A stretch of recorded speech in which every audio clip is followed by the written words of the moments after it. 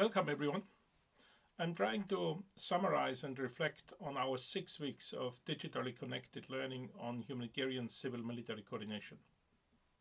During the first week, we connected backgrounds and interests, and we linked to digitally coordination platforms such as the virtual on-site coordination and operations center. We brought a group from the peace and security development and humanitarian communities together to discuss the very essentials of humanitarian civil-military coordination. If we learned one thing in this first week, it is to value and respect the mandates and operating procedures of every actor. I learned once that success is defined with the alignment of strengths to eliminate the weaknesses. So let us align, let us look at our comparative advantage and bring these strengths together for effective civil-military coordination. In the second week, we looked at the normative framework, and we started with effective communication. There are several concepts on the military side, on the humanitarian, on the development side, several concepts talking about civil-military coordination or civil-military interaction. For the humanitarian community, we use the term UN-CMCoord. We are guided by 5 documents: Oslo guidelines, MCDA guidelines, Interagency Standing Committee reference paper, armed escorts, and the recommended practices. We learned that if we want to be effective in civil-military coordination, we must prepare well for the mandate and operating procedures of others. And we have to leverage the shared interest when we are communicating our 13 principles on humanitarian civil-military coordination. In week 3, we discussed the UN-CMCoord assessment process and spoke about analysis. The essence here is that as a coordinator, we are not going to solve every problem ourselves.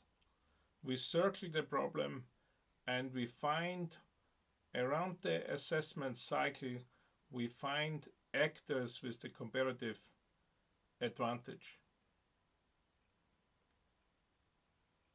As an essential part of the assessment processes are the biases. And we engaged in a debate on biases to avoid any sort of conclusions and taking shortcuts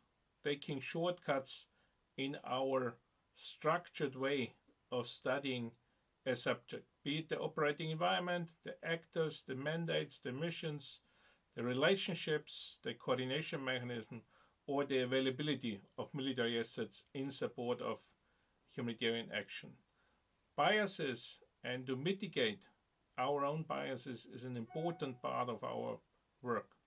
We have to continuously compare notes among the humanitarian development and peace and security actors to optimize objectivity in this process so that we reach a common operational picture and a consolidated, agreed humanitarian civil-military coordination strategy in a particular context.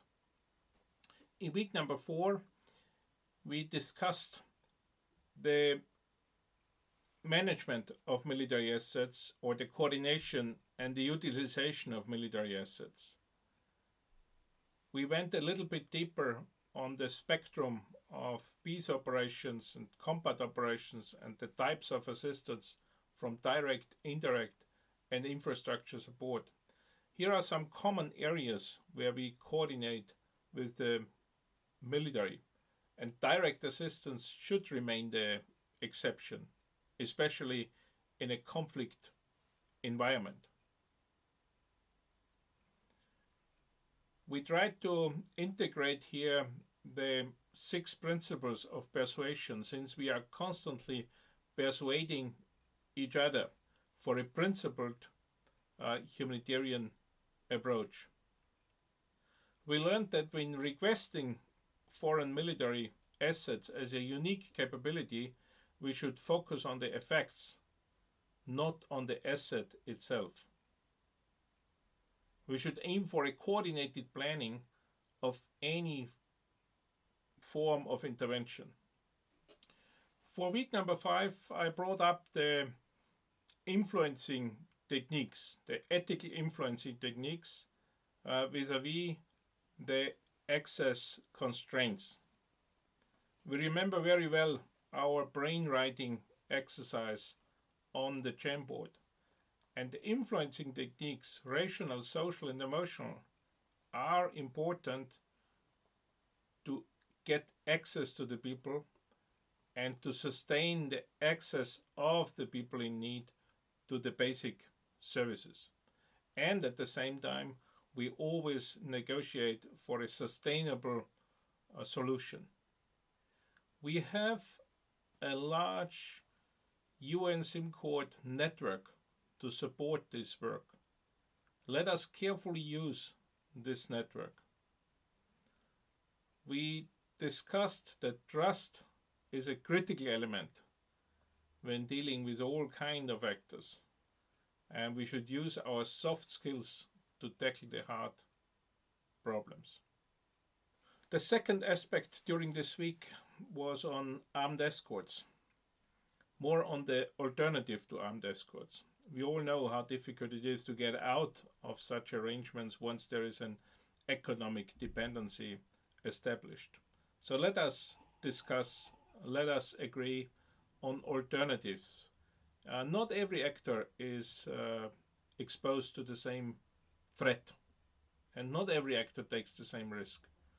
So there has to be a dialogue on the alternatives to the use of armed escorts for humanitarian convoys.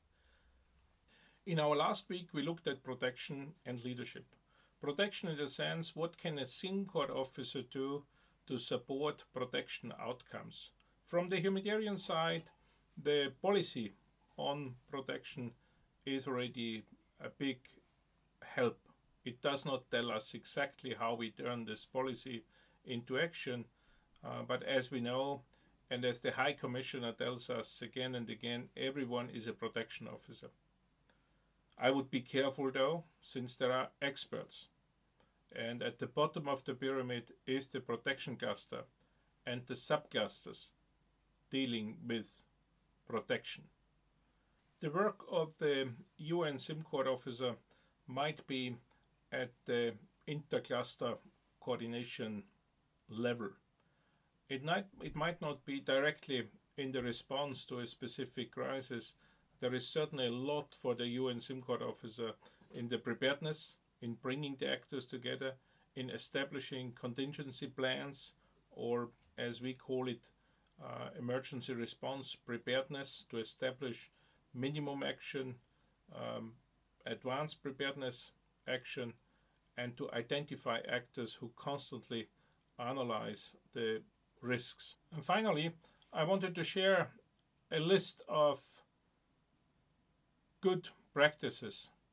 And the first one is avoid public criticism. Once we go to the big broadcasting stations and we make our concern public, we are closing most likely a lot of doors. Share good practices among interlocutors in country and elsewhere. And please help us in this. We are interested in good practices. We are interested in learning from each other. Sometimes it's just simple tools what we have to provide. If it is maps or if it is a big room, please provide these tools and the space for coordinated planning. Let us not focus on WhatsApp or Signal. We must have multiple simple and reliable means of sharing information. And finally, encourage participation in joint training and exercises. Thank you so much. It has been a wonderful 6 weeks of learning together. I enjoyed it so much, and I encourage everyone to stay in touch. Let's connect. We have our virtual on-site coordination operation center, or VO as we call it in short, where we bring our community, where we bring our graduates together, and where we can update our profiles. And thank you so much. I hope we see each other soon again.